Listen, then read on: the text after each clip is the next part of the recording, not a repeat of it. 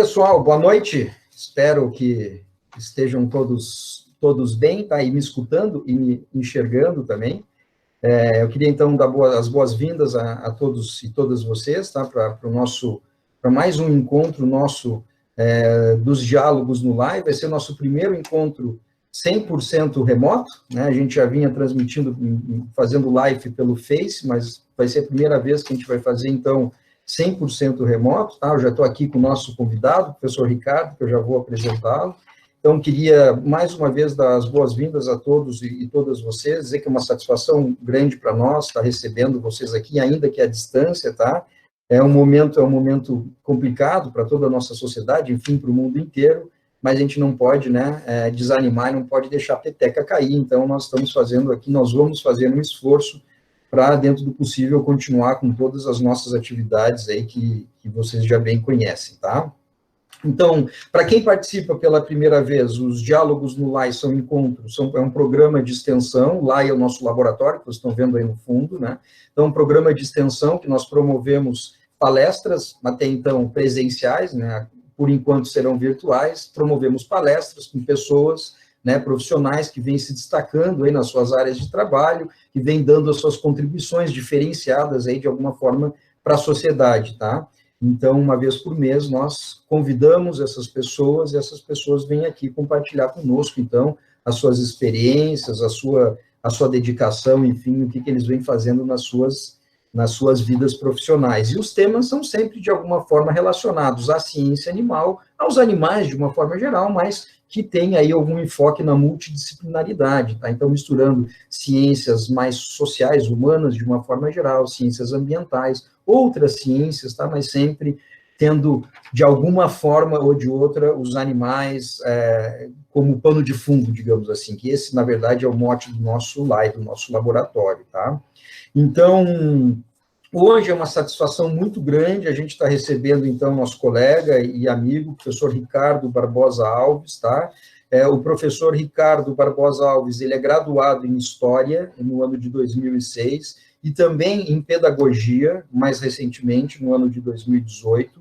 Ele tem especialização em História, Sociedade e Cultura pelo ano de 2009, desculpa. Tá? E ele também tem mestrado em História pela Unesp, Universidade Estadual Paulista, no ano de 2012. Tá? A sua dissertação de mestrado intitula-se O Complexo Cafeeiro e a Influência do Crédito na Circunscrição do município de Descalvado entre os anos 1873 e 1915. Tá? Então, desde o seu mestrado, o professor Ricardo vem se dedicando, de alguma forma ou de outra, à história da agropecuária, tá? Atualmente, ele é professor de História e de Geografia no Colégio Objetivo Júnior, na cidade de Porto Ferreira, aqui do ladinho, e também ele é professor de História no Colégio Objetivo Júnior, aqui da cidade de Pirassununga, tá? E ele também, dentro do seu currículo, ele já foi professor em outras escolas conhecidas da região, como, por exemplo, o Colégio John Kennedy, aqui de Pirassununga também. E talvez uma das coisas mais importantes disso tudo é que o professor Ricardo tem nos dado uma contribuição muito grande, porque ele fundou, junto conosco, né, o nosso GEAI, que talvez vocês tenham visto rodando ali nos slides iniciais.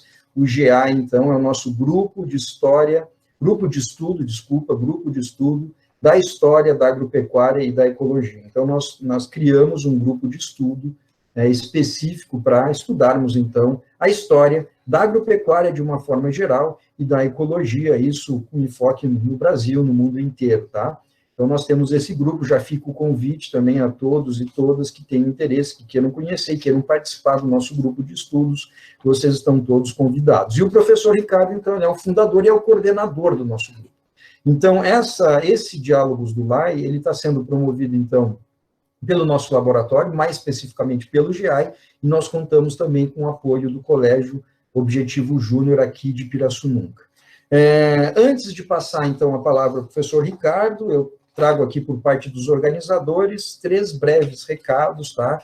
Então, por favor, os recados são os seguintes. Como eu acho que todos já estão colaborando conosco, a gente pede, primeiro, que mantenham desligados seus microfones e suas câmeras, tá? O microfone por uma questão de ruído, e a câmera para poupar aí a nossa internet, tá? e quando a gente for abrir para as perguntas, a gente vai, obviamente, vocês vão poder se manifestarem, tá? Mas, por enquanto a gente estiver assistindo ao professor Ricardo, a gente pede que mantenham desligados microfone e câmera. Primeiro recado. Segundo recado, tá, pessoal? Nós, ao final da apresentação dele, nós, então, abriremos para as perguntas, enfim, para os comentários de quem quiser se manifestar, e aí a gente vai ter duas alternativas. Ou vocês podem usar o chat, né, enfim, se quiserem mandar uma mensagem escrita ali por meio do chat do próprio Google Meet, ou vocês vão poder também fazer a pergunta oral, inclusive pode ligar a sua câmera, fique à vontade para ligar o seu microfone se quiserem fazer uma intervenção ou uma pergunta oralmente. A gente só pede que faça um de cada vez, né, senão se mais de um começar a falar, vai ficar difícil, mas eu tenho certeza que a gente vai conseguir fazer funcionar direitinho. E o terceiro e último recado, então, os certificados, a gente vai gerar os certificados, como a gente já vinha fazendo em todos os diálogos no LAI, os certificados estarão disponíveis no site do LAI, tá? O site é www.usp.br/LAE, tá? Então, lá no site, os certificados de todos os participantes estarão disponíveis a partir do dia 27 de abril deste mês. E aí, outra coisa relacionada a isso é que nós enviamos no e-mail das inscrições, que nós mandamos, né, o link desta reunião, nós fizemos lá uma solicitação a vocês, que eu gostaria de repetir, que é para vocês entrarem com nome e sobrenome, para que a gente possa fazer o controle da participação, da presença, que possa gerar, então, certificados para todos que forem nos assistir. E nesse sentido, então, eu agradeço de novo a participação de todos vocês, eu queria mandar uma saudação muito especial aos nossos alunos da turma da veterinária da FMVZ, a turma 84, então, muito obrigado, pessoal, por vocês estarem presentes, tá? Então, a gente agradece a participação dos nossos alunos da veterinária, dos alunos de pós, de outros cursos, de graduação, de outros cursos, outras universidades, os nossos amigos, enfim, todas as pessoas que nos assistem.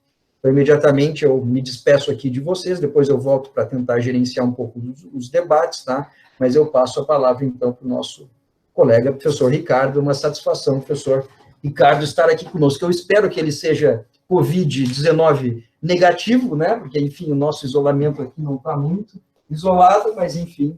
Professor Ricardo, fique à vontade, meu caro. Vê se está bom a altura aí. Deixa eu só colocar a apresentação aqui para você. Então, vamos compartilhar a tela.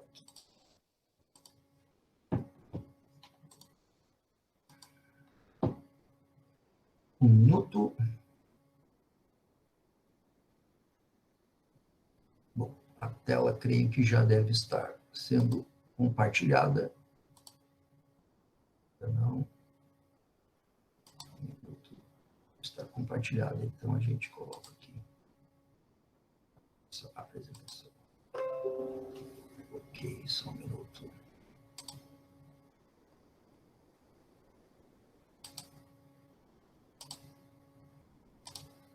Ok, então já está apresentando, eles estão te enxergando, e o teu slide está aí para passar, você fica à vontade aqui, aí como que tá. Por aqui eu vou aqui. Pode ir na flechinha, normal. Do lado, né? Então, boa noite a todos, espero que estejam todos bem, seguindo os protocolos pedidos pelas autoridades cabíveis no momento. Momento difícil, mas um momento que todos nós vamos passar, espero que passamos bem por esse momento. Agradeço o convite à universidade, ao Augusto, que é o representante dessa dinâmica, e a todas as pessoas envolvidas que tiveram dando a possibilidade de a gente poder fazer esse encontro com vocês. Bom, a temática nossa é buscar entender a humanidade e o teatro histórico. Bom, então a primeira coisa que nós precisamos olhar para ver nesse momento é o que é a história e o que ela impacta na vida das pessoas. O primeiro fato aí que nós precisamos olhar é que todo mundo é um sujeito histórico e isso é uma demanda tranquila que muita gente não entende. Então a história é de todos, todos participam, todos são integrantes da história, mas que durante um bom momento da vida humana, essa história ficou interligada só aos heróis. Fato esse que é muito intranquilo e traz muitos problemas dentro das esferas da sociedade, porque herói ele não deve existir, não deve ter. Então, esse é o primeiro fato que a gente precisa deixar de lado, que o herói não existe herói, existem pessoas que estão preparadas para fazer alguma coisa dentro da área de atividade dela. Então, a história, esse processo gigante que nós temos, que todos participam, ela é uma área do conhecimento das humanas, que vai tratar uma série de investigações de permanências do passado em relação a tudo aquilo que o homem produz. Então, desde a da agricultura, desde das cidades, da sociedade, enfim, tudo aquilo que o homem produz, a história vai entrar em contato com ela. Ela investiga as permanências, as rupturas, os processos, as modificações do que as pessoas produziram durante o tempo de vida delas. E aí ela se depara com alguns problemas das atividades de ciências que são bem cabíveis. A da história ela tem um grande problema. Ela se depara com o sujeito que produz história.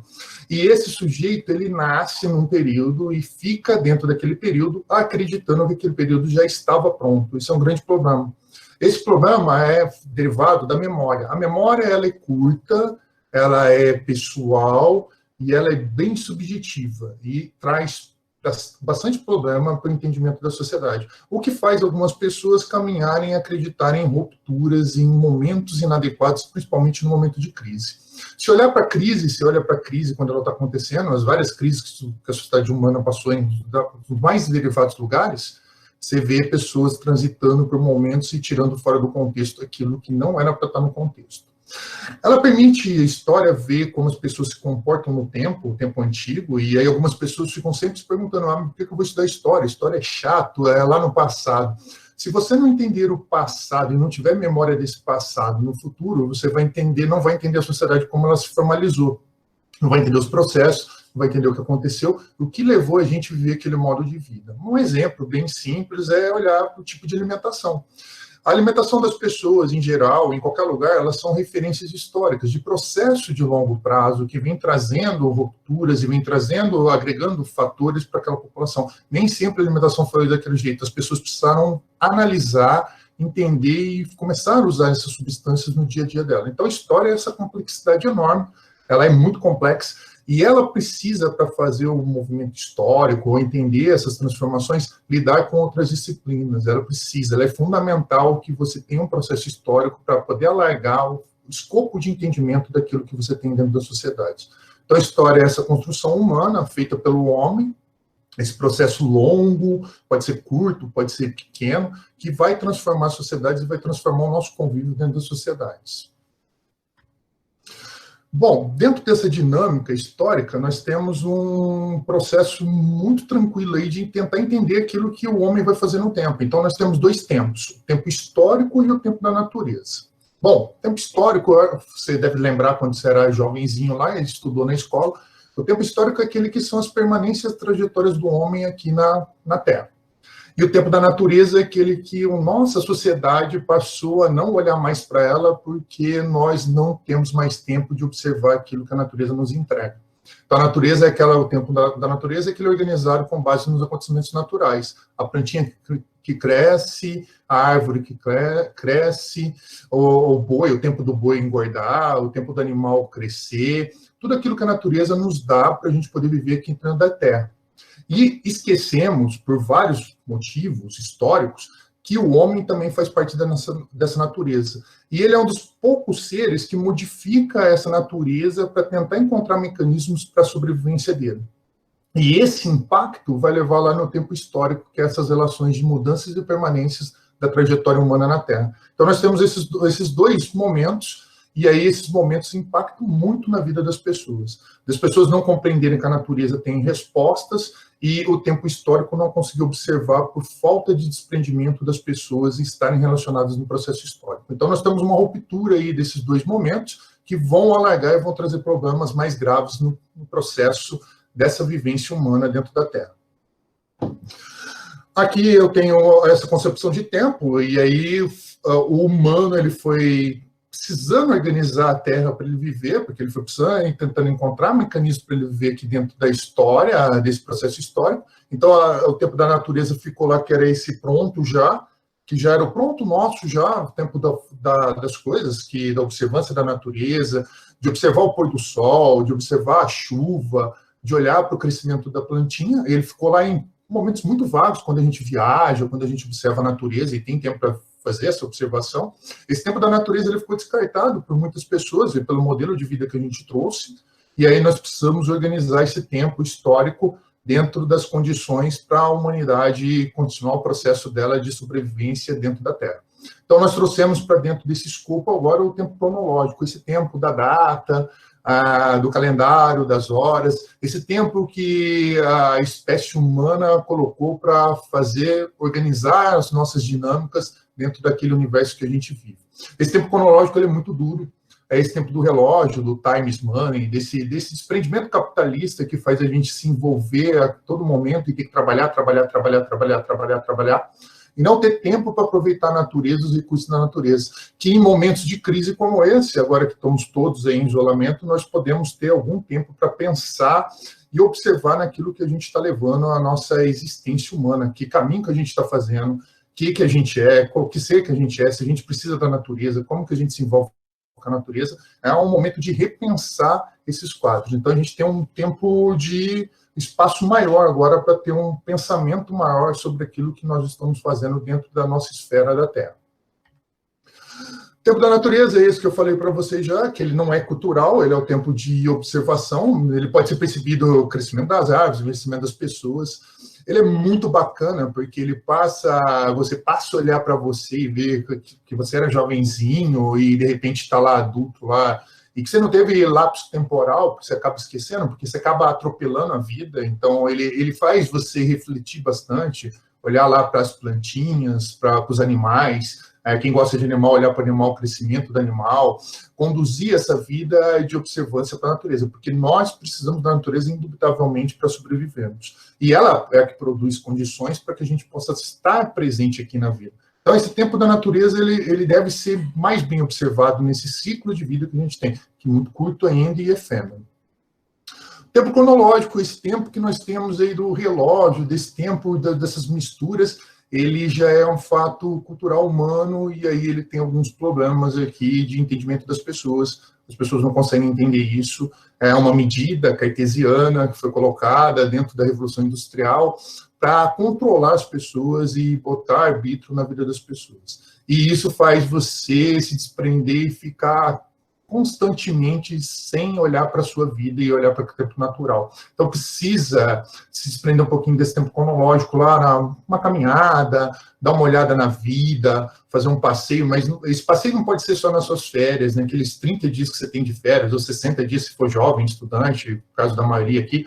Você precisa ter esse tempo para você começar a refletir e fazer o tempo de produção daquilo que é necessário para você se desenvolver e não ficar com preocupações de desenvolvimento humano, se você vai ter futuro, se você vai ficar rico, se você vai conseguir a profissão. Você precisa ter o tempo seu agora para tentar refletir sobre o caminho que você está seguindo e para onde a gente vai produzir aquilo. Então, esse tempo cronológico, ele é o tempo que foi colocado para a gente ficar firme e fazer as atividades necessárias para a produção de alguma coisa que não era destinada à vida humana, e sim destinada a fazer fatores de produção econômica. Então, tomar cuidado com ele não é igual em lugar nenhum do mundo, tá? Ele é diferente, e aí nós esbarramos nos calendários, eu coloquei os calendários.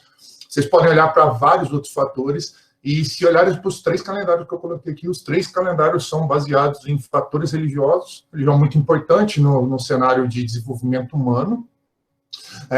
Fiquem com a sua tranquilo, tá? Não vou fazer comentários sobre atividades religiosas, mas para você olhar que elas estão sempre ligadas ali, sempre associadas ao tempo. E aí você tem 3 calendários, os 3 mais importantes do mundo que nós vivemos na parte ocidental, tá?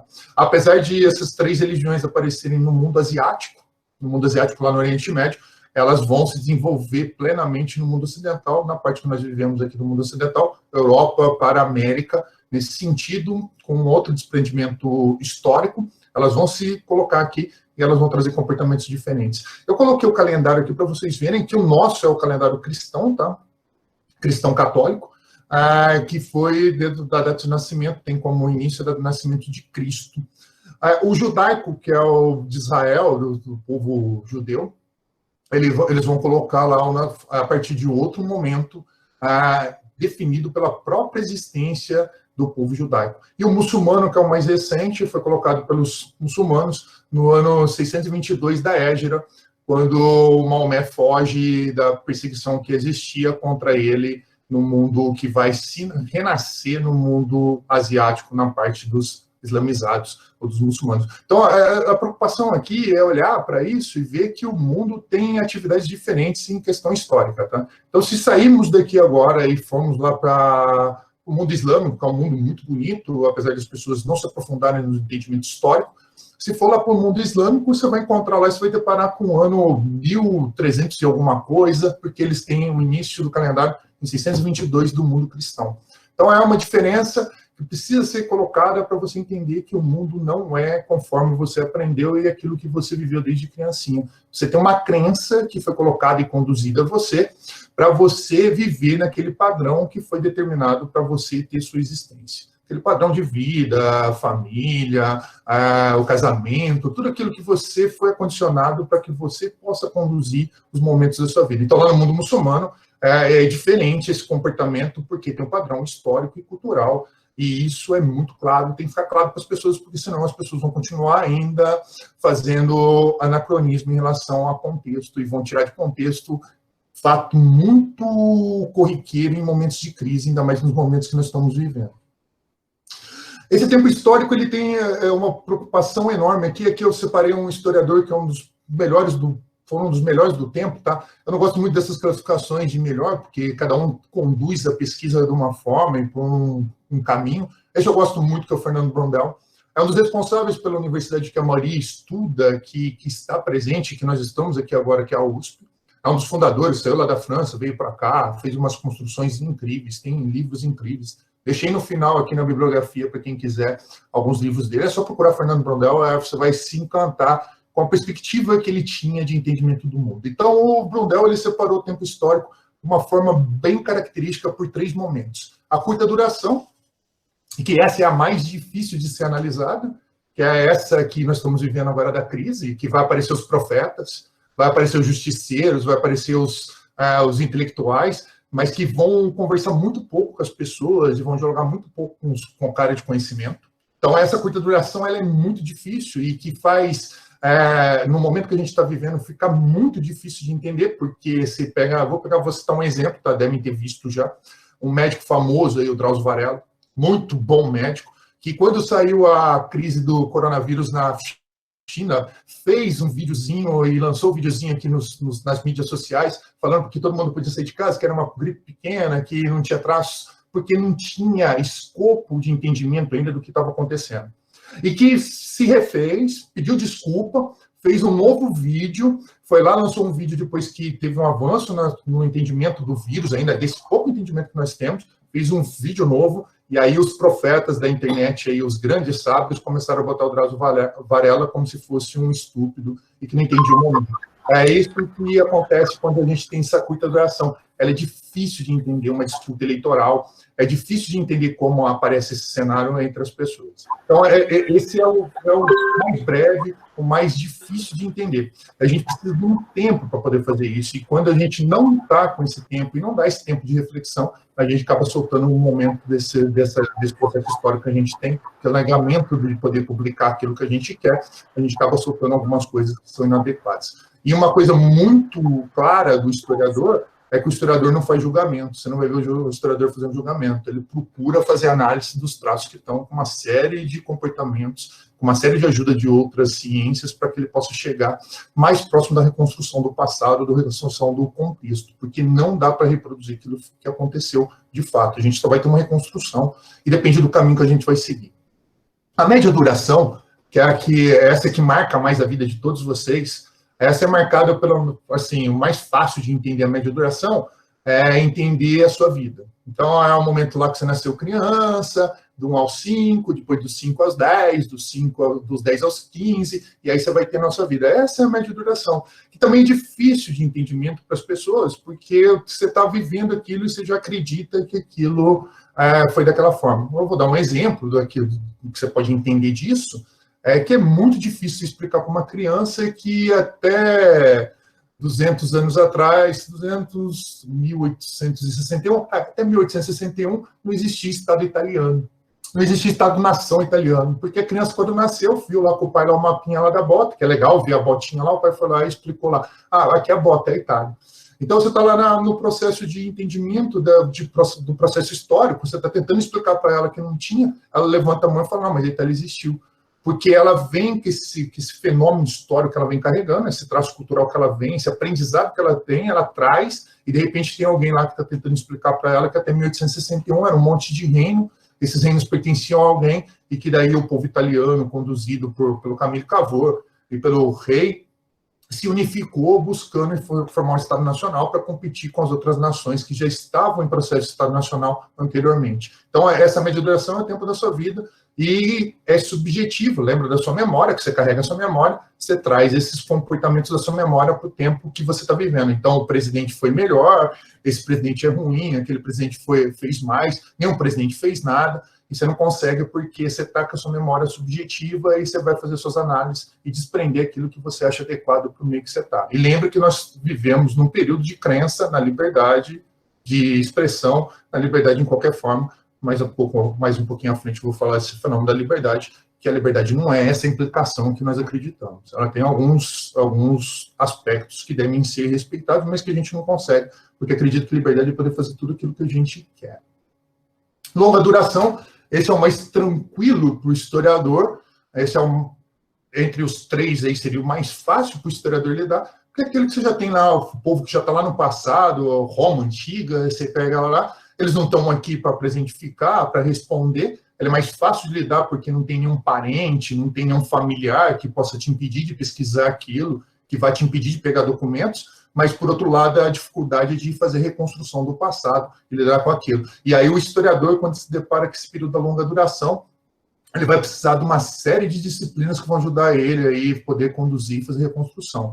É muito interessante. Depois, no final, aí tem um livro bacana para vocês aí de um professor, que é o primeiro que nós estudamos no GER, que é o Jared Diamond, Armas, Aço e Germes. E tem um novo aí que eu estou lendo dele, novo, assim, para mim, que é o Colapso. Ele vai mostrar como que o historiador conduz toda essa perspectiva de tentar entender a reconstrução do passado. Vai usar um antropólogo, vai usar o paleontólogo, vai usar a pesquisa sobre as fezes dos ratos para ver como se comportava, o que o rato comia, vai buscar lá o paleontólogo para ver pólen de planta, para ver como que se reproduzia, se havia floresta, se a paisagem era daquela forma. É um livro muito bacana para quem tem interesse em aumentar o escopo de entendimento histórico. Lembra que a história vai estar participando sempre da sua pesquisa, porque você vai ter que ser um analista, você vai ter que fazer uma pesquisa, vai ter que fazer uma construção de uma tese, de uma pesquisa, um texto para o professor. Então, você já está fazendo um processo histórico. Lembra que a história é escrita, ela foi desenvolvida para dominar outros povos, como os europeus, que é o nosso centro de pesquisa, mas que você vai ter que ter entendimento disso e de dialogar e sempre perguntar, porque o historiador, você vai ser historiador, todos nós somos historiadores, você vai ter que sempre perguntar para o texto, vai ter que perguntar por quê, como aconteceu, se era assim, vai ter que buscar todo esse levantamento para que você possa fazer uma pesquisa de forma adequada. E também vai ter que lidar com uma série de documentos. E não existe o documento certo, tá? Vai depender de como você pergunta para o documento. E aí, tem uma sugestão para quem quiser se aprofundar nessa ideia da história, para melhorar nas suas pesquisas, você tem dois gênios, são geniais mesmo, dois homens que modificaram o processo histórico, um é Lucien Febvre, que é um francês, e o outro, Marc Bloch. Ambos trouxeram uma forma diferente de pensar a história numa escola que chamava Escola de Análise. Eles são fundamentais para a gente poder ter essa história mais voltada ao entendimento que nós temos hoje do diálogo humano. Então, a história vai lidar com os documentos escritos, visuais, mobiliário, vestuários, depoimentos orais. É uma das coisas mais significativas ter depoimento oral. O depoimento oral está baseado na memória da pessoa.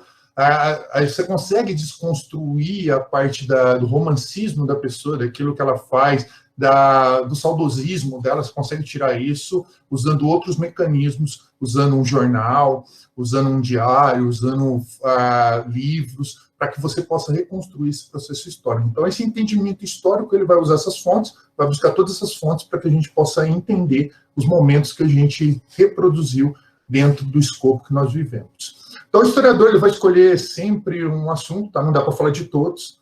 Ele vai escolher uma área que nem a minha, eu escolhi café, quando fiz o mestrado, porque sempre olhava lá todas as cidadezinhas que eu passava lá na heráldica, lá nos nos símbolos da cidade um ramo de café, e ficava olhando, pensando assim, mas como esse café que veio lá da África, que veio aqui pelos asiáticos, que apareceu no mundo aqui, que chegou aqui, como é que esse café produziu tudo isso? E aí a minha preocupação foi entender isso daí e buscar entender como as cidades cresceram. Me deparei com Descalvado, que era um grande centro econômico de café, de produção de café, e aí fui buscar e selecionar todas as fontes necessárias para que pudesse desenvolver o trabalho que eu desenvolvi. Então, eu fui lá buscar o cartório, fui buscar as pessoas, fui buscar diário, fui buscar levantamento, fiz todo o levantamento, fui pegar livro também bibliográfico e fui fazer o escopo para desenvolver a pesquisa junto com o entendimento que eu achava adequado dentro daquele cenário que eu conduzi para fazer a pesquisa, dentro do quadro que eu fiz. Então, o historiador ele não pode julgar, ele vai fazer as análises, ele vai buscar toda essa organização para fazer a tipologia para alguém pegar lá e depois e dar avanço à ciência. E uma coisa importante de todas as ciências, tem que ficar claro para vocês, e aí se quiserem uma outra dica de leitura, tem que ler lá o Harari, o Sapiens, que a ciência ela não tem nada pronto, tá? E as pessoas aprenderam que ciência era para dar verdade. A ciência não dá verdade. A ciência busca reconstrução. Ela, em momento nenhum, ela vai dar verdade. Ela vai tentar refazer, vai tentar buscar mecanismos para que a gente possa melhorar o modo de vida da gente.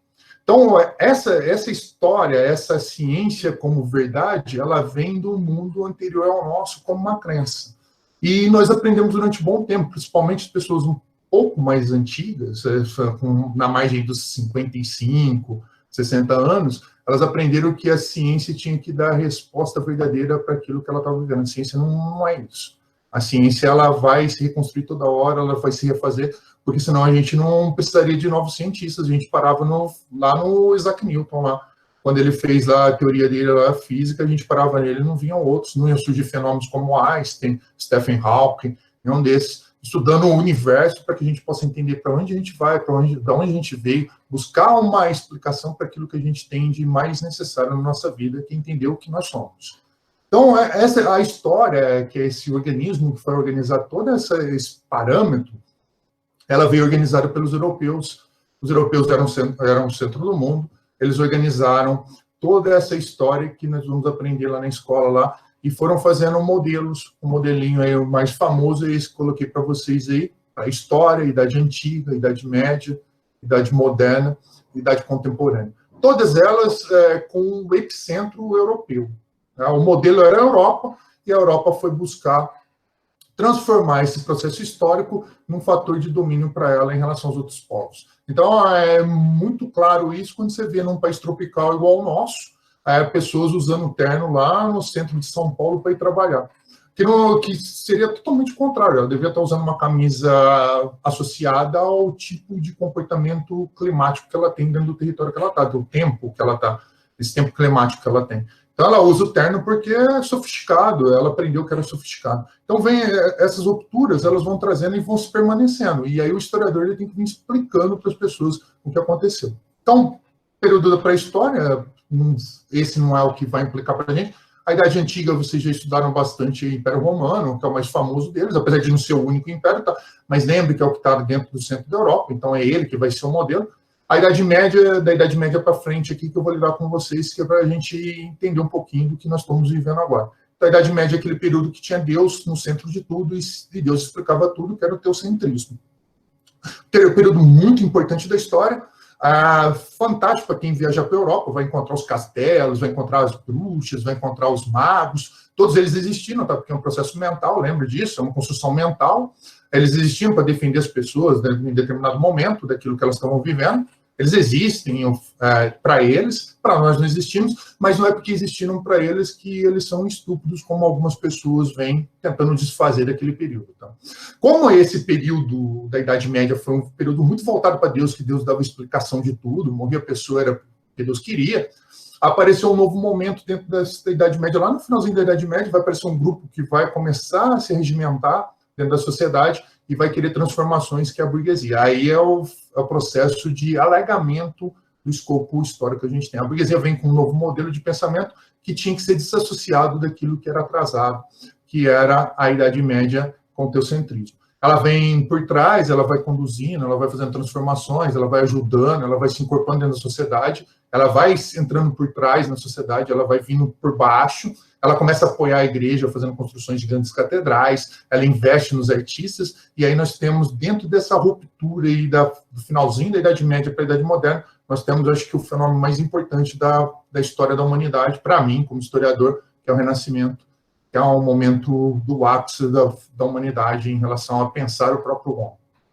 Então, esse Renascimento trouxe o homem de volta, e aí ele tinha que descuidar, ele tinha que desprezar a Idade Média. Então, ele tinha que ter um desprezo da Idade Média. E aí os homens do Renascimento desprezaram a Idade Média e colocaram a Idade Média como Idade das Trevas. Porque tinha que desfazer daquilo ali, tinha que deixar aquilo tudo para trás e construir uma nova sociedade. Então, aquela tinha que ser renegada e botar como Idade das Trevas. É óbvio que hoje nós sabemos que a Idade Média e a Idade das Trevas, eles tinham um comportamento diferente, uma perspectiva diferente de entendimento humano. Bom, o Renascimento vem, alarga, vem os mecenas, aparecem conduzindo, vão ser apoiadores, e aí nós entramos no maior fenômeno, sem dúvida, histórico da história da humanidade, que são as grandes navegações. Que aí o mundo novo aparece, que é o mundo que nós vivemos, a América. Que já existia, mas eles não conheciam até então, porque não navegavam, ficavam restritos ao cenário que eles tinham lá do mundo que eles conheciam, que era um pedaço da Europa, um pedacinho da África e a Ásia, lá dentro do escoamento de mercadorias que saía da Ásia, lá na Rota da Seda, que vocês devem lembrar. Não vou ficar muito nisso, tá? Vou sair disso rápido, porque é aqui que nós vamos começar o avanço científico, que é a área que nós estamos aqui, que nós vamos avançar. Para dominar outras áreas, nós precisamos de cientistas aí, precisamos criar cientistas. As caravelas saíam para o mundo inteiro, tá? Os primeiros que foram fazer vão ser os portugueses, vão navegar pela costa da África. Elas saíam e sempre iam conduzidas com senhores que eram das ciências ou da própria ciência para fazer pesquisa. Primeiro, cartografia, para fazer análise do território que eles estavam navegando, para ter depois esse conhecimento para outras pessoas, para navegar mais fácil. E depois eles começaram a trazer os naturalistas, já no século XVIII, para entrar dentro dos territórios, para conhecer esses territórios, para poder explorá-los e conduzir matérias-primas que fossem voltadas para o processo industrial que estava acontecendo na Europa. Então, a Idade Moderna é essa idade transformadora, que vai terminar lá na Grande Revolução Francesa, essa que precisa ser muito bem estudada aqui no Brasil, que a gente tem pouco especialista no Brasil, essa da liberdade, igualdade e fraternidade, que vai conduzir esse momento de transformação, que aí ela dá um lapso maior e passa a ser a sociedade controlada de fato pela burguesia, quando a burguesia consegue ter acesso ao poder político. E aí nós temos um avanço gigantesco das relações de desenvolvimento científico baseados nessa estrutura, burguesia, império e poder político. E aí eles vão conduzir isso para o alargamento das questões que a gente tem. Bom, essa Idade Moderna, ela flui, ela acaba lá na Revolução Francesa, a Idade Moderna, e aí nós entramos no mundo que nós estamos vivendo, esse mundo que nós estamos vivendo, que é a Idade Contemporânea, que é até os dias atuais. Bom, a Revolução Científica eu já falei para vocês, tem alguns grandes pensadores, eu separei alguns aqui, lembra que sempre é um recorte, tá, gente? E aí cada um tem os seus favoritos, não são os meus favoritos, mas são os que a ciência histórica vê com maior entendimento. Francis Bacon, que é considerado o pai mesmo, que vai dar início ao modelo de ciência moderna. O Galileu Galilei, que para mim é um sábio, mas que eu tenho uma crítica a ele por ter negado o que ele escreveu, porque ele foi perseguido pela igreja. E a minha crítica é porque já era senhor, já tinha vivido há mais de 70 anos, foi para o julgamento lá da Santa Inquisição, que podia ser queimado, mas ele não ia ser queimado porque ele era poderoso, e que ele negou o escrito dele para manter a vida dele, e depois ficou aprisionado, vai morrer um pouquinho mais para frente. O que eu gosto daqui do heliocentrismo, que isso é heliocentrismo, de ver a Terra não como centro do universo e o Sol, o que eu gosto aqui é o Giordano Bruno, que morreu queimado no século XVI, lá por volta da década de 30. O René Descartes, que é esse que é famoso aí porque vai pensar nessa racionalidade e vai fazer o sistema cartesiano, esse que a gente vive aí desse modelo. O meu favorito aqui, que precisava ser estudado bastante, que é considerado o primeiro precursor do iluminismo, tivemos vários pensadores iluministas, mas o meu favorito aqui que é o John Locke, porque o John Locke vai pensar na liberdade, mas é uma liberdade voltada do John Locke, lá no contexto que ele estava, para 3 aspectos: a vida, a propriedade privada e a produção de dinheiro Eram essas 3 liberdades que o Locke pensava. A mais importante para o Locke é óbvio que é a liberdade e a propriedade privada, porque a Inglaterra está passando por um momento de transformação e ele vai conduzir o estudo dele para aquilo que a Inglaterra estava se envolvendo, que era a Revolução Industrial. Bom, Isaac Newton, que vocês devem conhecer bastante, que é o que diz a história lá alegoricamente, tá? Caiu uma maçã na cabeça dele, vai desenvolver toda a pesquisa dele. Não é fato isso, tá? Ele teve uma pandemia na época dele, que ele ficou preso, entre aspas, em isolamento na fazenda que ele tinha, e que nesse processo aí ele vai desenvolver as pesquisas que ele já tinha na universidade, ele teve tempo para refletir e sair desse tempo associado à questão do tempo cronológico. Bom, são esses. O iluminismo, que é esse fator que vai fazer, espero que todos que estão assistindo sejam iluministas, tá? O iluminismo é muito importante, porque ele é significativo. É ele que vai dar essa dimensão no século XVIII, da gente começar a refletir sobre a sociedade e buscar entender o que a sociedade estava. Os iluministas não são contra Deus, tá? Como alguns ainda ficam pregando ainda no tempo recente. Eles vão buscar explicação para o mundo que eles estão vivendo a partir da razão, tentar buscar por que o homem morre, buscar fazer pesquisa. Lembre que lá na Idade Média não podia abrir o corpo aqui na parte ocidental. O iluminista ele vai buscar tentar entender o que essa sociedade vive e como os humanos vivem. Figuras iluministas importantes. Vou ficar com uma que eu não coloquei aqui, tá? Que é o Montesquieu.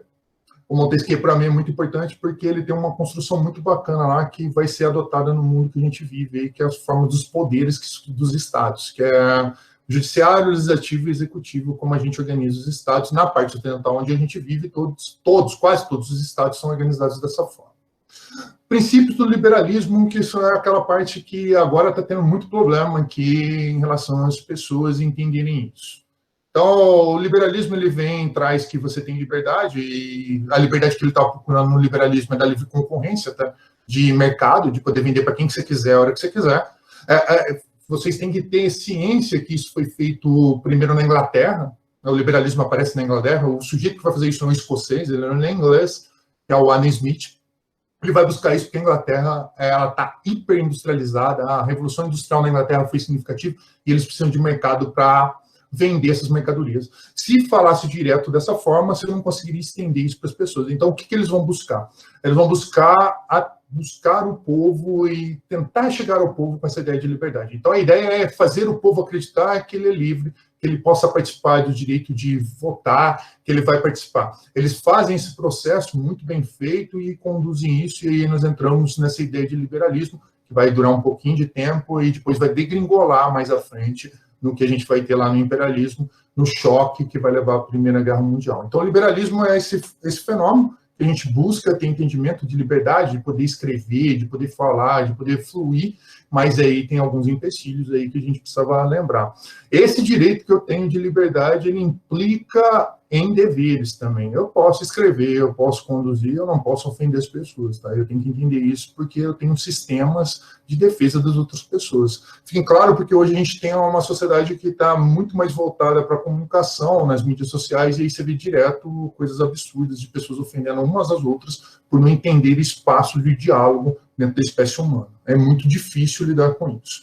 Bom, chegando à parte final nossa, para a gente poder fazer as questões, que é a parte mais legal da interação, eu pulei esse pedaço aí, porque saí disso, e entrei num tema que é o nosso mundo agora, que nós entramos, que vocês são mais jovens, e eu estou vivendo isso também. Para mim, ele é, às vezes, muito difícil, às vezes é muito bacana, às vezes é muito legal, que é o período que a gente está vivendo de 1991 para frente, quando acabou, no século XX, o mundo bipolar da Guerra Fria. Aquele mundo que tem um monte de filme bacana dos espiões, ele acabou e nós entramos na globalização.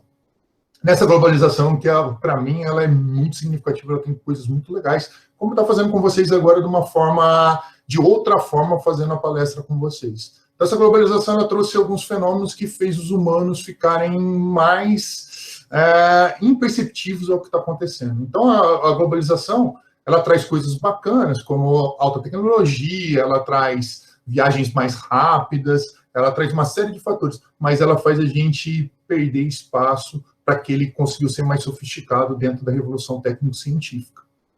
Então, você pega lá no seu dia a dia, lá na sua memória, você quer ter o carro importado, bacana lá da Honda, mas você não quer que o japonês chegue aqui dentro do seu território, porque você não quer dividir esse território com ele e compatibilizar com ele aqui dentro do território, porque você não entende o que é ser humano. Você não aprendeu o que era ser humano e você não aprendeu que a espécie humana ela precisa dessas interações para se desenvolver. Você só quer a parte boa da revolução, dessa revolução que aconteceu dentro do mundo. A globalização, ela expandiu os territórios, a gente sempre teve globalização, tá? Quando os romanos dominaram o mundo europeu inteiro, quase inteiro, ficaram marginalizados só na parte norte do território europeu, nós já tínhamos globalização. Os romanos se expandiram e foram aceitando e dialogando com alguns grupos mais fortes, aqueles que não resistiram a eles, e foram negociando. Esse mundo nosso é um mundo de negociar, sempre foi de negociar, mas que a gente não consegue negociar agora porque temos crenças do mundo anterior, que é esse mundo que foi ficado para trás, que é o mundo que eu fui criado mais tempo, que era um mundo desse que você nascia, você estudava, você tinha garantido um emprego, você ia ficar num emprego 30 anos, você ia aposentar, você ia ter sua aposentadoria, depois da sua aposentadoria você ia viver essa aposentadoria sua viajando, dependendo do que você conseguiu, e que você ia ter uma vida generosa se você fizesse tudo aquilo e cumprisse tudo aquilo que estava dentro do cronograma que você foi feito e conduzido para ser feito dentro lá dos processos de entendimento da espécie humana. Então, agora, esse mundo foi desassociado, é um mundo mais efêmero, as coisas mudam muito rápido, empregos vão desaparecendo mais rápido, eles surgem novas possibilidades, mas que as pessoas ficaram sem eixo porque não entendem o processo histórico. Então é uma demanda enorme agora de entendimento, e aí você fica vendo lá, de repente, pessoas fazendo desconexões históricas. Eu vou falar de uma só aqui, de um exemplo que eu vejo sempre, e que me choca muito, de pessoas, quando você vê pessoas falando que algum sujeito é socialista dentro do mundo, que o socialismo já perdeu espaço há muito tempo e hoje nós temos ordens que são ordens progressistas. Você colocando lá, eu vi agora há pouco tempo, agora da crise, o sujeito colocando que o Trump deu uma guinada para o socialismo quando ele busca medidas de proteção do Estado às pessoas que estão em processo de pandemia e de isolamento, porque vai dar $1.200, eu não sei nem o valor qual que é correto, as pessoas vão lá e botam que é socialismo e que elas estão perdendo o espaço dela. Mas qual que é a função do Estado? Qual que é a função do Estado, esse Estado nacional que nós temos, que foi criado lá no século XIX? A função do Estado é ele existir. Então, para o Estado existir, em momento de crise, quando tem a crise, o mandatário tem que fazer medidas que vão fazer a continuidade do Estado. E algumas coisas você vai perder, você vai deixar de comer a sua pizza, você vai deixar de passear lá para a Disney que você ia, porque é um retrocesso para que possa preservar a vida humana, porque se não tiver vida humana, nós vamos embarcar no fim da existência humana. Então, o Estado é isso, ele não está tirando liberdade de ninguém, o Estado está cumprindo o papel dele, aquele papel que você não aprendeu, que quando você estava lá na aula de história, você achou chato e passou por cima. O Estado está protegendo a sua vida agora. É óbvio que você vai perder muita coisa, vai ficar isolado, mas que ele vai cumprir a função dele. E a tecnologia que foi criada, essa tecnologia que a gente gosta, pega o celular lá e entra em contato rapidinho com alguém lá no WhatsApp, ela vai fazer um novo modelo, ela está trazendo um novo modelo de construção da sociedade com novas dinâmicas. Para os jovens, para os mais velhos, para quem está na meia idade, como eu, Augusto, ela vai dar novas possibilidades. Eu ainda brinco direto com o Augusto, eu sofro muito com a tecnologia, mas estou próximo dela e tento me envolver com ela, não da forma que deveria fazer, mas da forma que eu consigo fazer nesse momento. Então é muito difícil articular com isso, essa globalização.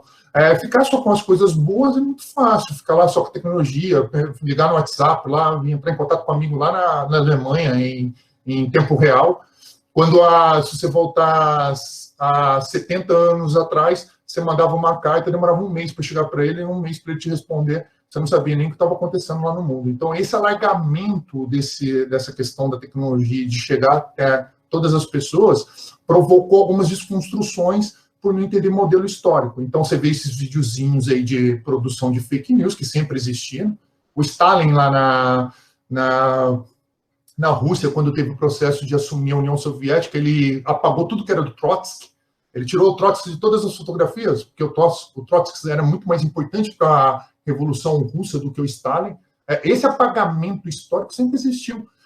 ele existe, porque o mandatário ele quer produzir e desenvolver aspectos que vão dominar as outras pessoas. Cabe a nós, as pessoas que são comuns, entre aspas, a participar desse modelo de construção histórica de uma forma mais adequada para entender ela. Então, a gente precisa estudar bastante, se envolver bastante, ver que a globalização tem fenômenos ruins, como aumento da desigualdade social, aumento da pobreza, mas que ela tem aspectos importantes também, que ela traz novas tecnologias. O que a gente precisa fazer é estudar mais, ter mais entendimento disso, para que a gente possa largar esse desenvolvimento para outras pessoas, de forma que a gente possa produzir algo adequado para a sobrevivência humana, seja minha, sua, de todas as pessoas. Então, esse aprofundamento, ele precisa ficar em todas as áreas, precisa ter um diálogo amplo de interação, de comunicação, de participação mesmo, de ouvir o diferente, de ouvir o semelhante, porque senão nós vamos ficar com essas medidas corriqueiras e de senso comum que vão fazer a gente atrasar e não vamos fazer encontrar modelos adequados para a gente se desenvolver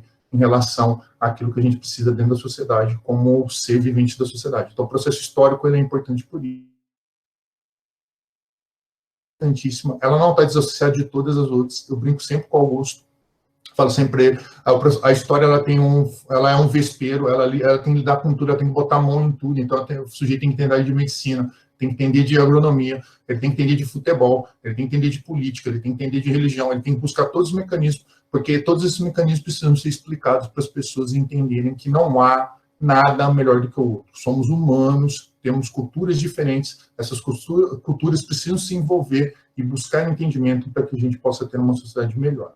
Bom, era isso que eu queria passar para vocês. Espero que eu tenha conseguido dialogar de forma adequada com vocês.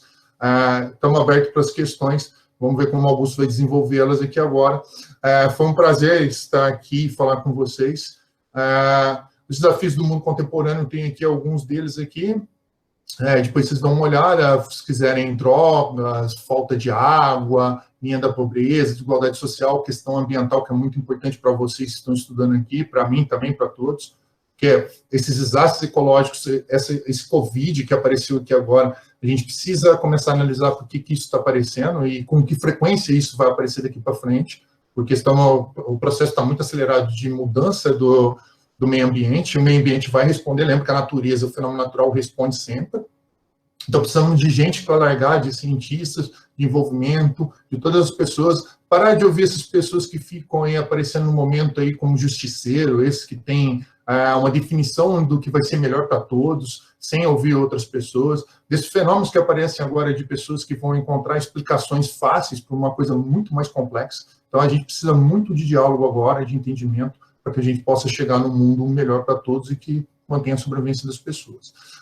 Obrigado pela... No finalzinho tem uma contribuição aqui de alguns livros aqui, a maioria aqui de parte histórica. Espero que a gente tenha atingido aquilo que foi necessário. Vamos abrir para as questões. O Augusto vai orientar agora em relação às questões. Muito bem, professor Ricardo. Vou dar um espacinho aqui para mim. Muito bom, meu caro. Ótimo, excelente. Já agradecemos desde já, tá? Vamos ver como é que... Vamos tirar o slide aqui para a gente conseguir enxergar melhor e a gente poder, então, dar início à nossa conversa com as pessoas. Ok, pessoal. Então, obrigado de novo, Ricardo. Tá? Excelente contribuição, né? Foi muito eficiente. Em 45 minutos consegui, ou 50 minutos, consegui fazer um resumo muito bom da história praticamente da humanidade, tá? Então, a gente fica muito contente com a tua colaboração. Eu vou, pessoal, dentro do possível, eu vou tentar propor o seguinte método aqui, tá? Eu vou ver se eu vou tentar, se aparecerem aqui perguntas no chat, eu faço a pergunta do chat e a gente abre uma pergunta oral, tá? Então, a gente vai tentar fazer esse trocadilho aí, tá? Eu ainda não vi se tem perguntas, então eu vou ver agora, tá? O pessoal está nos dando boa noite. Ok. Sim, aqui temos uma pergunta que particularmente acho muito interessante também, então eu te faço, Ricardo, da Marina de Lara Teles. Ela pergunta: e a pós-modernidade já é considerado um novo período ou ainda está dentro da idade contemporânea? Marina, eu até usei o Bauman, e tem o Bauman é especialista da pós-modernidade.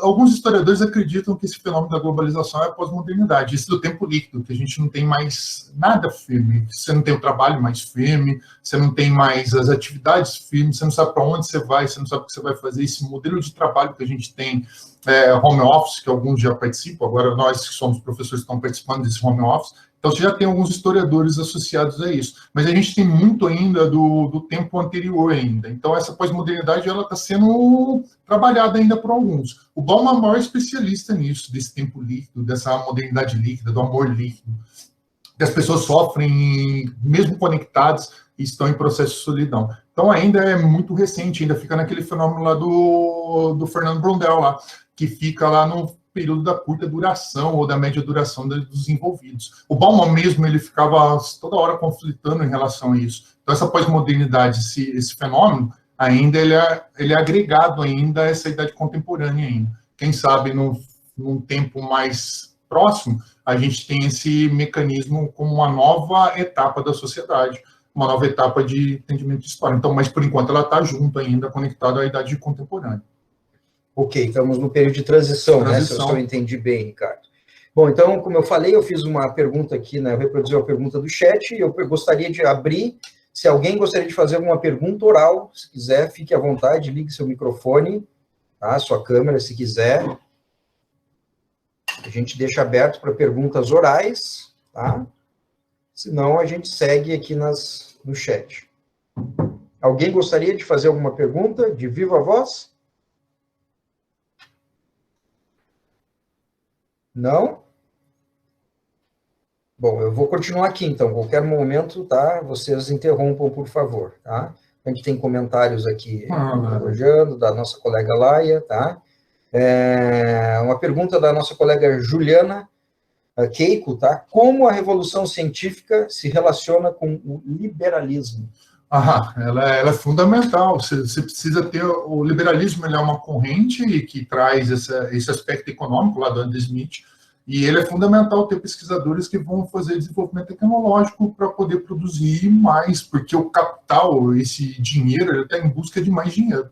Eu estava lendo um professor Drucker, que é um sujeito dos Estados Unidos, que ele defende que não tem nada de desenvolvimento sustentável, não. O capital está buscando dinheiro. E, por buscar dinheiro, ele precisa trazer essa gama de cientistas para que possam produzir esse fenômeno de produção econômica. É óbvio que a gente aproveita do liberalismo, vem o celular para nós que estamos numa camada social melhor. Os que estão piores, eles não têm acesso a essas tecnologias. Então, ele está hiperassociado, eles são concomitantes. Muito bom. É o seguinte, eu queria deixar aqui, eu acho que o Silmar está tentando fazer uma pergunta, não estava completa, mas acho que completou aqui, acho que agora sim. Como o Silmar Ferreira de Campos, como se preparar para um mundo contemporâneo com tanta adversidade pessimista à vista? Como Silmar? Ô Silmar, desliga o Facebook. Pega o seu celular, desliga o seu celular e vamos produzir conectividade. É lógico que eu estou brincando, tá? Pode ficar com o seu Facebook, pode ficar com tudo isso, mas eu não vejo esse mundo como um mundo pessimista. Eu estava conversando com o Augusto agora do Covid, eu vejo ele como uma possibilidade de a gente alargar desprendimentos para entender a sociedade de forma melhor. É um momento agora da gente poder fazer o que o Domênio de Masi fala, fazer o ócio criativo. Você ficar introspectivo, olhar para aquilo que você produz e tentar buscar novos desenvolvimentos para a humanidade. É isso que você precisa fazer. Agora, esse mundo de crise, essas crises que existem, você precisa desprender dele e desassociar. Olha para essas pessoas para ver o que elas estão sofrendo, como elas são, tenta alargar o escopo de entendimento delas para ver o que elas reproduzem. Isso é natural no momento de crise. Agora, a hora que voltar a sair dessa diversidade, nós precisamos olhar para o encantamento, a produção de vacinas, o alargamento disso. Você precisa dar uma diversificada na sua leitura, ler processo histórico, ler livros de história, revistas científicas, buscar um alargamento e sair desse mundo online, porque o mundo online está muito contaminado pelo momento. Ok, ótimo. Alguém gostaria de fazer mais uma oral? Posso seguir aqui? Eu vou seguir, tá? Se alguém quiser, é só falar, Augusto, e aí eu paro de falar aqui, passo a palavra. Tem uma pergunta aqui, de novo, da nossa colega Marina, se você acha que essa crise da Covid, ela vai acelerar essa transição toda? É o que eu espero, que essa transição ela seja que a Covid agora, esse problema que já estava sendo delegado pela OMS, a OMS já vinha avisando, mas ela não tem poder em relação aos estados, porque os estados são autárquicos, eles não respondem, não tem uma entidade internacional que obriga você a tomar medidas. Ela já vinha falando sobre isso. Eu espero que seja um momento de introspecção das pessoas, porque elas, pelo menos as pessoas que estão nos liderando, as pessoas que estão fazendo ciência, elas possam entender o que está acontecendo e que a gente possa dar um salto nesse momento de transição, mas para um salto de entendimento das nossas cooperações e das interações que nós precisamos. Espero que seja isso, que venha alguma coisa boa em relação a isso. E só para lembrar uma coisa que todos sabem, mas como cai muito naquela questão do nosso tempo de vida e o tempo histórico, né? Pandemias aconteceram muitas vezes, né? Os livros de história, inclusive esse que o nosso grupo está estudando agora, os livros de história mostram diversas pandemias. O que eu acho que a gente tem que tirar de lição é assim, por que elas ocorrem? Por que elas ocorrem? Em que sentido elas ocorrem? O que faz elas surgirem? E a história nos dá explicações para isso. A questão de consumo de animais silvestres, por exemplo, tá? A gente sabe que a maior parte das doenças infecciosas de humanos, elas vieram de alguma forma ou de outra de animais lá do passado remoto, tá? Então, a gente tem que aproveitar essas lições que são duras, que são tristes, são lamentáveis, para ver o que, sei lá, nós, seres humanos, estamos continuando reproduzindo alguns erros, tá? Que a gente era para ter aprendido que não rola, que não funciona, né? Então, né, claro, a gente está todo mundo muito impressionado com o que está acontecendo, mas não é a primeira vez que a gente tem pandemias. Uma pandemia dessa magnitude. Aliás, tá rolando um estudo aí nas mídias sociais que mostra, que faz a comparação desta pandemia com as outras. E, infelizmente, pessoal, por enquanto, o Covid é uma coisa muito pequenininha perto do que a gente já teve. E a gente espera que continue pequenininho. Mas eu acho que a nossa mensagem aqui é o que nós, enquanto espécie, hoje deveríamos ter aprendido ou temos que aprender para, pelo menos, evitar esse tipo de coisa ou minimizar esse tipo de risco, tá? Mas eu concordo com o professor Ricardo, né? E respondendo a Marina, eu acho que isso tudo vai acelerar a transição, vai nos obrigar a termos que mudar alguma coisa, né? Ou várias coisas. Mas eu vou seguir aqui, então. Tem uma pergunta também... Uma pergunta muito legal da nossa colega Patrícia, tá? Arroio Ruiz aqui. O que, no contexto histórico, explica o Brasil ser tão desvalorizado pelos próprios brasileiros? Muitas pessoas que poderiam ter uma vida confortável no Brasil preferem ir para outros países. Essa é longa, mas vamos lá, vamos ver uma maneira de encurtar ela. Como que ela chama? Patrícia. Patrícia. O Brasil é visto dessa maneira, primeiro, pelo brasileiro não estudar o próprio país e pelo alegamento que teve depois da Segunda Guerra Mundial. Vou pegar esse fato, que é depois da Segunda Guerra Mundial que acontece a transformação dos Estados Unidos sair para o mundo, expandindo de forma cultural aquilo que eles precisavam vender. Então, eles vieram para cá e o Brasil era um mercado hiperpotente, precisava... trouxeram para cá, criaram o Disney, criaram personagens como o Zé Carioca, trouxeram para cá, o Zé Carioca era o malandro, que não gostava de trabalhar, e o Pato Donald era o sujeito trabalhador que tinha a casa, que tinha os equipamentos, que pagava os impostos. Então, essa ideia de cachorro vira-lata, ela vem vindo do Brasil desde da nossa memória. O brasileiro, ele não se envolve com as personagens históricas, ele não aprende que o Dom Pedro II foi um sujeito incrível. Ele olha para o Dom Pedro II como um sujeito que tinha escravos, e nunca teve escravos. O Dom Pedro II, ele tinha negro que trabalhava para ele, mas ele pagava com o salário dele, as pessoas, e nem com o espólio público ele pagava. Ele tinha um salário e pagava essas pessoas. Então, essas personagens, por não serem estudadas, pelo envolvimento das pessoas ser pouco com história, pela escola lá na hora que está tendo aula de história do Brasil, a criança está mais interessada em história dos Estados Unidos, história da França, ou história da Inglaterra, ou o que seja, leva o brasileiro a ter uma visão distorcida do processo histórico. E lembrem só de uma coisa, tá? O Brasil só tem de história 500 anos. E de liberdade, entre aspas, nós temos de 1822 até agora, que é pouquíssimo. Outros países têm isso há muito mais tempo. Então, essa tristeza do brasileiro com o próprio país é de não querer ser solidário com ele e participar na construção daquilo que ele acha que é adequado para viver. Então, essa crença que você vem, que você tem que ter, se você foi honesto, trabalhador, você tem que ter a casa, um bom emprego, e que você não precisa gerar nada para o Estado. Então, alguns estados ofertam isso para essas pessoas, e esses estados recrutam essas pessoas. Fuga de cérebro, vai morar na França, vai morar na Inglaterra, vai morar nos Estados Unidos, porque lá já tem esse processo que ele acredita que é adequado para ele. Ele não quer ajudar a fazer isso aqui no Brasil, porque ele acha que o Brasil é atrasado e vai continuar atrasado sempre. Se esse modelo continuar, nós vamos continuar atrasados mesmo. Precisamos mais de aula de história do Brasil. Pra você ter uma ideia só, temos 2 aulas de história por semana nas escolas melhores, tá? Nessas que tem particulares. 2 aulinhas de história por semana que você divide com História Mundo e História Brasil. Então, é uma falta de memória em relação ao entendimento daquilo que é o Brasil. Muito bom. Temos mais uma pergunta da Marina. Como podemos aproveitar esse momento específico de pandemia para lidar com a tendência de uma parte da população em viver no século passado?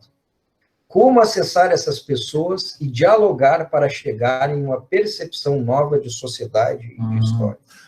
Muito boa pergunta, Marina. Essa não vamos ter resposta, eu acho. Não, tem tentativa.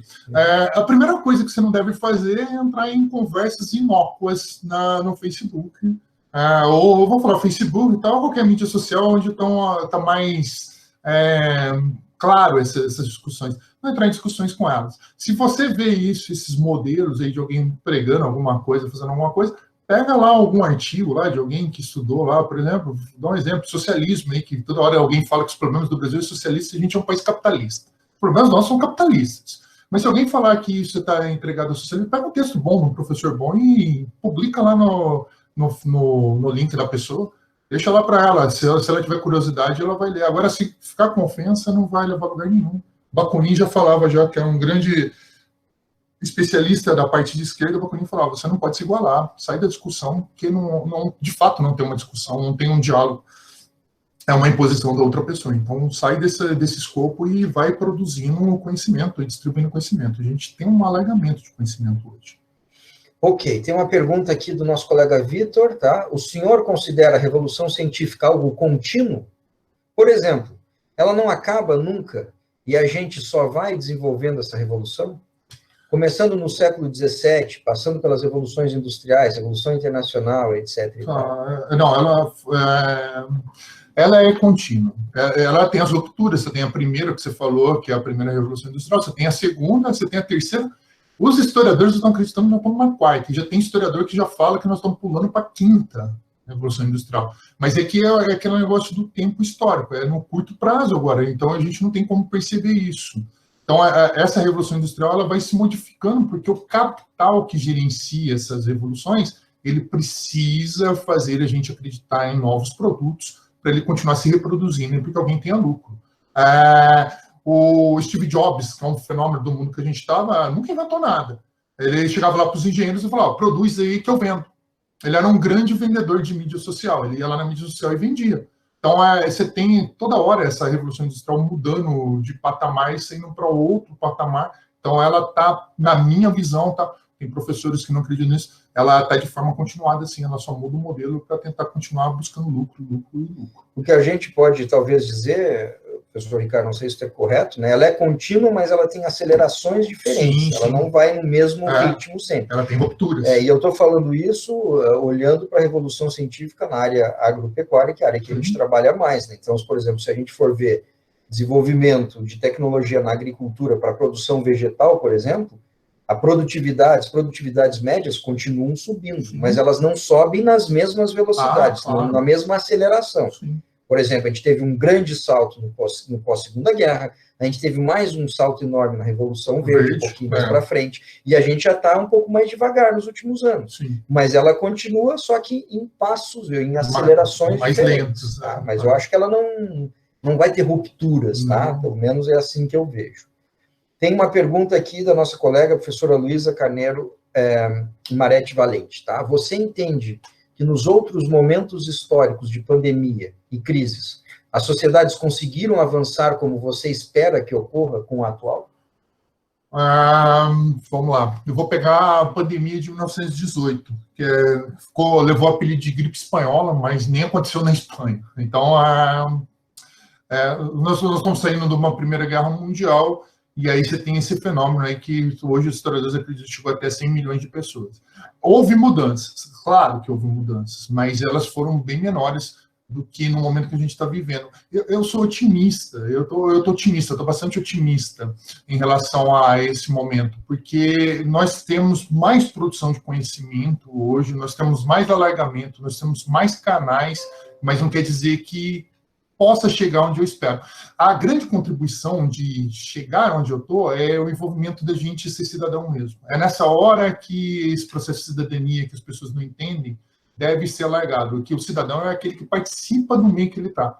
Não é só na eleição, ele participa em todos os momentos. É a hora dessas pessoas entenderem que a nossa colaboração uma com a outra contínua faz a gente ter um mundo melhor. É nessa perspectiva que eu acho que a gente vai melhorar e voltar a ter uma contribuição entre as pessoas, dessa interação. Nós precisamos dessa interação, desse diálogo, porque a comunicação é fundamental para que a gente possa se desenvolver. E nós, que somos cientistas, que somos na frente nessa caminhada, precisamos buscar maneiras de levar aquilo que a gente produz para essas pessoas, para elas entenderem que o momento é de unificação dos quadros. Então, é essa perspectiva que eu tenho. É um sonho.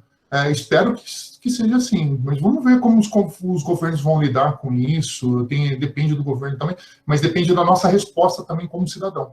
Como que a gente vai reagir na relação a isso e como que a gente vai se comportar perante as decisões dos nossos mandatários.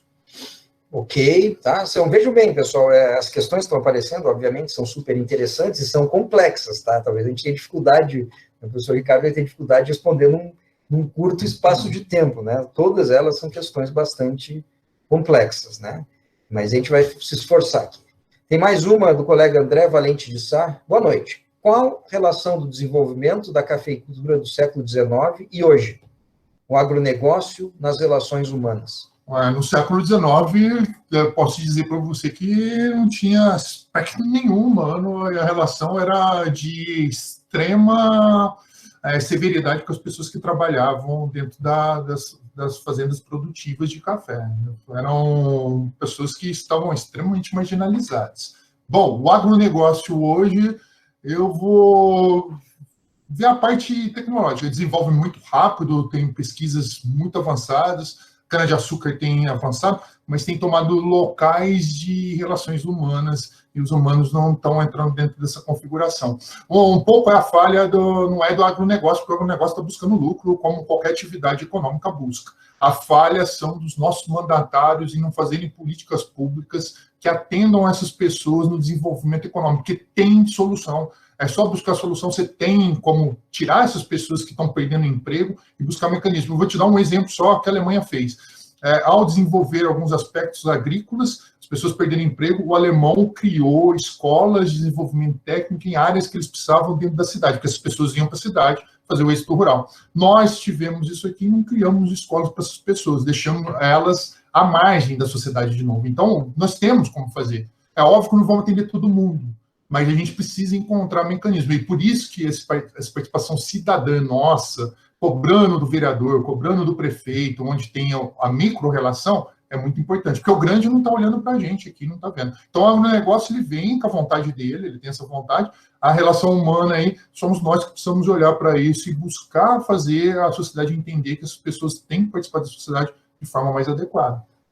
Nesse sentido, né, Ricardo, o conceito que eu gosto muito, claro que é um conceito polêmico, tá? Não é uma verdade absoluta, mas é o de modernização conservadora.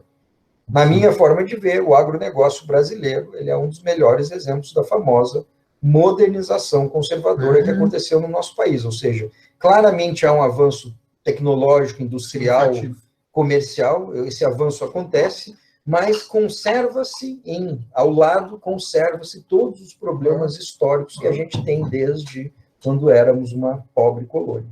Tá? Então, assim,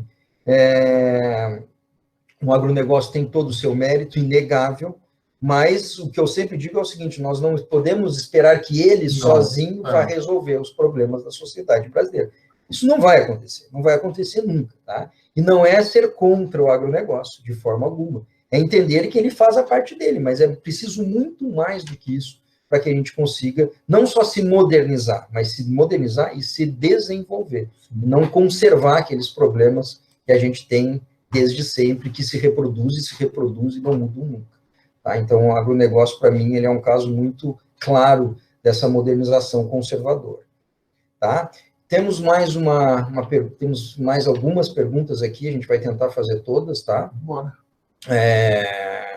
Ok. Nosso colega Alisson. Boa noite. O senhor considera que a globalização agrava este problema do brasileiro valorizar mais a história internacional do que a sua própria? E de que maneira poderíamos reverter essa desvalorização da história brasileira? Alisson, ela agrava. É claro que ela agrava. A globalização traz esses fenômenos e ela vai trazer implante, ela vem trazendo a crença dela. Então, ela vem carregando que o japonês trabalha mais que o brasileiro, que o francês ele trabalha mais, que o francês é mais educado, que o francês é mais inteligente, que na França só tem pessoa educada, que ninguém fala errado, que nos Estados Unidos todos são produtivos. Ela vai trazer isso mesmo porque ela é própria do fenômeno de propagação da ideia desse marketing que eles têm. Como que a gente pode lidar com isso e transformar isso? Nós que estamos à frente, professores, pessoas envolvidas como vocês, precisamos começar a trabalhar esses mecanismos com as crianças, nos colégios, com os nossos amigos, de mostrar que o Brasil é produtivo. Vou te dar um exemplo de um fenômeno importantíssimo no Brasil, que a gente é líder mundial. A Petrobras, em prospecção de petróleo em água profunda, a Petrobras é significativa no mundo inteiro. Aí você não vê um jornal fazendo propaganda disso ou fazendo reportagem disso. Nós temos uma das empresas mais sofisticadas do mundo e é um modelo incrível, que é a Embraer, de avião de porte médio. Ela ganha da Bombardier, ela consegue disputar o mercado com a Bombardier, que é uma canadense que tem subsídio pesado do governo canadense, e a gente não tem. E a Embraer compra tudo de fora, ela monta aqui com uma tecnologia incrível. Mas você não vê a divulgação disso. Então, nós precisamos começar a fazer a divulgação desses fenômenos e trazer essa incorporação disso para que a gente possa ter um processo de alargamento. Mas isso é a longo prazo. Eu acho que o caminho mais adequado para fazer isso é nível educacional. Você tem que ter uma educação mais qualificada e buscar fazer as pessoas entenderem um processo de simbiose da educação com os outros fenômenos. É importantíssimo isso. Ok, uma pergunta caindo mais para o lado político do nosso colega William, tá? Como vocês enxergam a questão do poder do lobby e da falta de representatividade das necessidades dos brasileiros quando comparadas com as legislações desenvolvidas pelos que deveriam ser os representantes do povo? Lobby. Bom, o lobby tem os Estados Unidos é um país que legaliza o lobby, tem então um livro bacana, O Espetáculo da Corrupção, quem quiser ler, de um professor brasileiro, mostrando que isso é muito claro lá para eles, o que a gente entende como corrupção aqui no Brasil, das empresas estarem fazendo pressão nos parlamentares. Nos Estados Unidos eles têm isso legalizado e fazem isso constantemente. Aqui a gente faz ocultamente, quando aparece, vem com entidades corruptas, as pessoas acham que são corruptas. Então, essa presentificação desse sistema de representatividade, ela passa muito do entendimento de cidadania, de como você vai escolher o seu representante. Tem bons representantes em qualquer esfera de representatividade, mas como a gente escolhe eles? Quem que é esse sujeito? Se alguém faz pesquisa para ver quem que é esse sujeito? Na Câmara dos Deputados em Brasília, você tem uma parte empresário, você tem uma outra parte fazendeiro, você tem uma outra parte da camada das igrejas, e quem que é o representante do povo ali? Ou você vai acreditar nesse diálogo que tem em eleições, que vão fazer medidas populares, que vão buscar aproximação com o povo para ganhar voto? Você precisa olhar para quem são seus representantes mesmo. E quando tem algum representante popular, o senso comum acredita que ele ficou rico e que ele desviou dinheiro porque entrou lá em Brasília. Então, você precisa criar um modelo de entendimento disso, alargar uma coisa bacana que podia acontecer, ter estudo político na escola, para as crianças, para entender como que os representantes estão. Você tem uma aulinha na escola de poder judiciário, legislativo, executivo, e quando você faz ainda, muitos pais acreditam que você está tentando fazer lavagem cerebral na cabeça do filho e não entendem que você está tentando explicar como que é representatividade. Então, é um fenômeno muito complicado e que a gente precisa de mais pessoas envolvidas para que a gente possa ter representantes mesmo de todas as camadas que possam reivindicar a pauta lá no Congresso da forma democrática, é claro, nunca com autoritarismo. Essa pergunta do William eu acho fundamental, né? Quem me conhece, quem já é meu aluno, está sendo meu aluno, ou já foi meu aluno, sabe que a gente fala muito disso. A gente precisa, nós brasileiros, todos, né? Precisamos nos politizar no bom sentido, né? Porque no Brasil a política é tão complicada que é uma coisa pejorativa. Você fala que gosta de política, as pessoas já te olham torto, né? Então você é corrupto, você quer ter uma vida mansa, ou sei lá, o que você quer. Não é assim. Então, passa pelo que o professor Ricardo falou de cidadania. Cidadania é isso, é se reconhecer como um ser pensante, como um ser atuante, como um ser que pode fazer valer as suas vontades, é batalhar, é lutar, é se fazer representar. Enquanto a gente não desenvolver esse senso de cidadania, a gente vai continuar patinando e vai continuar elegendo mal. Ponto final, vai continuar elegendo mal. Não interessa para que lado é, mas vai continuar elegendo mal. Tá? Então, essa pergunta é muito, muito interessante. Tá? Tem várias outras aqui, vou fazer mais uma, tá? Mais uma do Silmar. Tem chance desse período de globalização ser um difusor de água do período histórico e o planeta todo tornar uma só nação? Você precisa ler o Harari. Nós estamos caminhando com a padronização. É óbvio que essa padronização que a gente está caminhando é daquilo que as pessoas aceitarem. Vou te dar um exemplo, tá? O mundo islâmico passa pela globalização, mas é a globalização do jeito que eles querem e do jeito que eles fazem, né? É muito da construção da identidade daquilo. É óbvio que a globalização ela é um fenômeno de padronização, mas chegar um dia uma entidade única, que todo mundo vai pensar da mesma forma, vai agir da mesma forma, eu acredito que não vai acontecer, não, por causa da questão cultural mesmo. É óbvio que vai ter algumas mudanças, como os chineses terem que parar de comer algum tipo de carne, a gente precisa consumir outro tipo de carne, por algumas crenças de entendimento capitalista de fazer comércio, mas padronização total eu não acredito, não, pelo menos nesse curto tempo que eu vou viver aqui, tá? Na média duração da minha vida. Você que é mais jovem, eu não sei se você vai ver isso. Espero que não. Silmar, o que eu vejo que eu estou me metendo no diálogo aqui com o professor Ricardo, mas que realmente são assuntos muito interessantes. Eu só queria citar um pensador, né, o Proudhon falava exatamente isso. Ele falava, olha, pereça a pátria e salve-se a humanidade. Ou seja, no entendimento dele, naquele ponto que a gente conseguir entender que a humanidade é mais importante que a pátria, a gente salva a humanidade. Tá? Só que o Proudhon era considerado um grande pensador utópico, de esquerda, um dos primeiros socialistas, né? Só que ele ficou considerado como um dos grupos dos socialistas utópicos, ou seja, pode ser muito bonito a gente não ter pátria, mas talvez a gente esteja muito longe disso. Quem sabe os netos nossos, tá? Mas como o professor Ricardo falou, a gente deve estar bem longe disso ainda, tá? Tem uma pergunta interessante também, curtinha da nossa colega Gabriela, tá? Que outros efeitos negativos a Revolução Científica trouxe, além de desigualdade e destruição de emprego? Destruição do meio ambiente. A Revolução Científica fez a gente ter a crença que o progresso vai ser eterno e que a gente vai conseguir fazer esse progresso consertar qualquer coisa. E aí a gente vai destruindo a natureza a favor do nosso bem-estar, do que a gente acredita que é mais adequado. E você vê direto pessoas comentando que não está nem ligando para a calota polar e que se isso acabar, a casa dele aqui está tranquilo, ele não entende que a Terra é um organismo vivo e que dá resposta, e que ela vai dar as respostas condizentes àquilo que a gente faz para ela. Então, eu acho que o maior fenômeno, fora esses dois que você citou, é a destruição do meio ambiente. É óbvio que também não tem como o humano viver sem impactar, tá? Mas dá para impactar com inteligência. Muito bom, muito bom.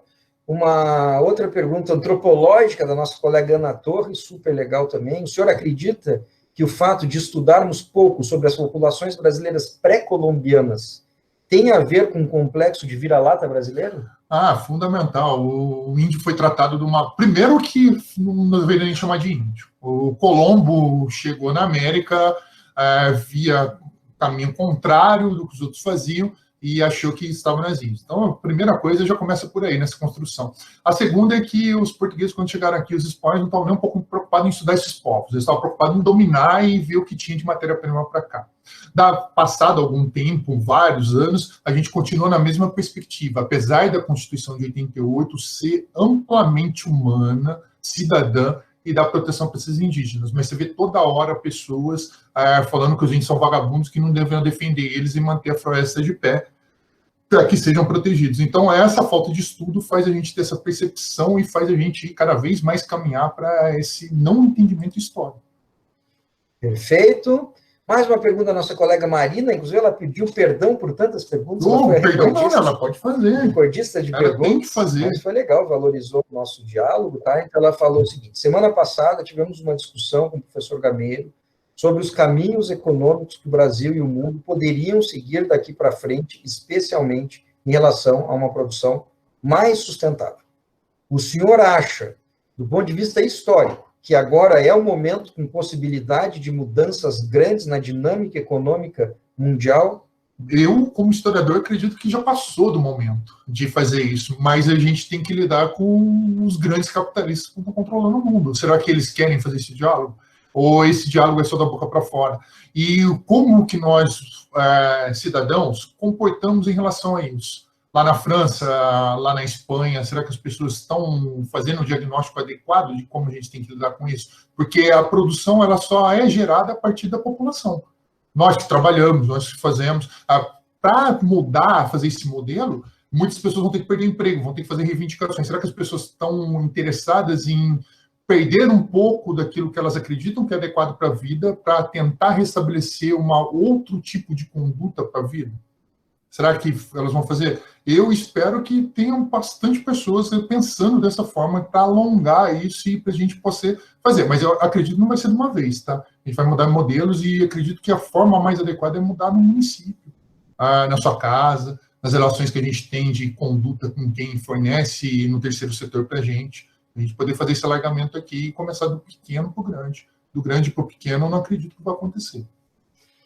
Ok, então, muito obrigado, pessoal, por todas as perguntas. Eu acho que conseguimos responder a todas. Eu espero, não sei se vocês quiserem dar um toque aí se eu esqueci alguma pergunta, eu estou lendo aqui, não sei, será que eu esqueci alguma? Eu não sei se eu esqueci alguma, por favor, se manifestem. Acho que eu não esqueci nenhuma. Então, a gente conseguiu responder todo mundo. Então, professor Ricardo, não sei se alguém tem mais algum comentário, eu deixo a palavra ali para quem quiser. Eu tenho uma pergunta. Cabe ainda? Opa, sim. Vambora. Quem que está falando? É o Mauro. Professor Mauro Santo Bernardo. Fica à vontade, Mauro. A importância dos processos históricos, né, no desenvolvimento de um país como nação, não como país, como nação. Nação são pessoas, né? E país é território, um monte de outras. Perfeito. Obrigado. Obrigado, Mauro. A questão aí desse entendimento, Mauro, ela passa por percepção de aumento de aulas de história, de sociologia, de filosofia, de antropologia, de criar espaço para que você tenha entendimento dessas questões e que esses espaços aconteçam. Mas você vê, ultimamente, os governos, assim, esses últimos governos, eles têm diminuído a aula de história, de geografia, de sociologia, está tirando das escolas, filosofia. Então, você precisava ter um aumento dessas aulas para que as pessoas pudessem entender mais o espaço que elas estão vivendo aí para formar uma nação de fato como você está. Mas não é interesse dos governantes fazer isso. Por isso que a gente precisa ter o processo de cidadania melhor e escolher pessoas melhores que vão reproduzir aquilo que a gente precisa e não o que eles querem. Então, é isso que a gente precisa. Aumentar as aulas, aumentar o entendimento, de buscar entender que história é importantíssima para a vida das pessoas. Bom, essa foi mais uma pergunta complexa, né, do professor Mauro, que não é fácil de responder muito rapidamente, mas eu acho que ficou uma resposta bastante satisfatória aí, tá, Mauro? E eu queria, então, pessoal, agradecer a todos, tá? Estou vendo várias manifestações. Tem uma pergunta de onde que a palestra vai estar disponível. Nós não sabemos ainda, tá? É a primeira vez, mas nós comunicaremos a todos os inscritos, nós comunicaremos onde que essa palestra vai estar disponível. Você pode ver, ela está sendo gravada e ela vai ser disponibilizada depois, tá? A gente promete e depois nós avisaremos a todos. A gente não sabe ainda, tá? Então, pessoal, muito obrigado a todos vocês. Obrigado, professor Ricardo, por estar aqui me passando a Covid-19. Muito obrigado por todos os agradecimentos e manifestações que vocês colocaram aqui, são várias manifestações, tá? Não vou ler todas, tá? Mas agradeço todos os comentários, elogios de vocês. A gente sempre se esforça para trazer coisas diferentes, pessoal. A gente não ficar sempre naquela mesma coisa, de uma disciplina fechada, né? Para abrir a cabeça das pessoas, de todas as pessoas, das mais jovens, das mais velhas também, tá? Então, o nosso objetivo da universidade, na minha forma de ver, é isso, é trazer um debate, um diálogo que seja universal, que seja aberto, sem preconceito, sem medos, tá? Para que a gente possa abrir a nossa cabeça e ir para uma história um pouco mais feliz do que a gente até então a gente está tendo enquanto nação Brasil, se é que a gente pode dizer, tá? Então, obrigado por todas as manifestações. A gente se despede aqui, eu vou desligar, tá? Eu vou desconectar. E, bom, vocês, a maior parte de vocês me conhece, talvez todos. Eu fico aí como uma ponte para o professor Ricardo. Se vocês quiserem, me mande um e-mail. Se quiserem o e-mail dele, depois eu passo para vocês, tá? E fica de novo o convite para vocês participarem do GEAI, o nosso grupo de estudos, que tudo isso que a gente falou aqui, e mais um pouco a gente tenta estudar no nosso grupo, tá? São reuniões quinzenais que a gente tem, reuniões quinzenais de só 1 hora. A gente combina o texto, o tema, estuda individualmente, depois, numa reunião que a gente está fazendo virtual agora, a gente discute por 1 hora quinzenalmente. Então, não é nada que vai tirar muito tempo de quem quer que seja. Então, se vocês quiserem, fica o convite para participarem do GEAI e das nossas outras atividades também.